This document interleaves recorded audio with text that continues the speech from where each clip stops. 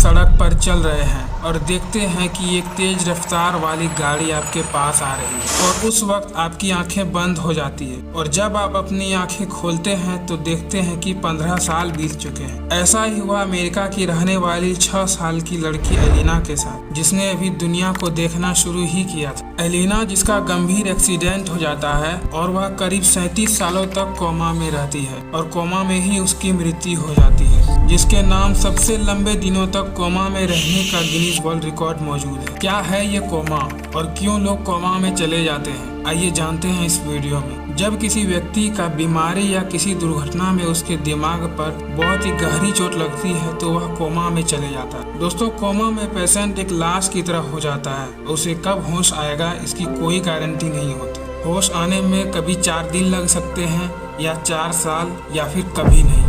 दोस्तों, पुराने जमाने में जब मेडिकल साइंस इतना विकसित नहीं था तो लोग कोमा पेशेंट को होश में लाने के लिए उसके शरीर पर मारा करते थे। उसके सिर पर हथौड़े से मारकर उसे होश में लाने की कोशिश की जाती थी और जब पेशेंट को होश नहीं आता था तो उसका अंतिम संस्कार कर दिया जाता था। दोस्तों, कोमा कई प्रकार के होते हैं, जिसे ग्लासगो कोमा स्केल से मापा जाता है, जिसमें 3 से 15 तक नंबर होते हैं, जिसमें 3 का मतलब डीप कोमा और 15 का मतलब सचेत कोमा होता है, जिसमें पेशेंट का दिमाग सोचता है और हंस भी सकता है परंतु कुछ बोल नहीं पाता।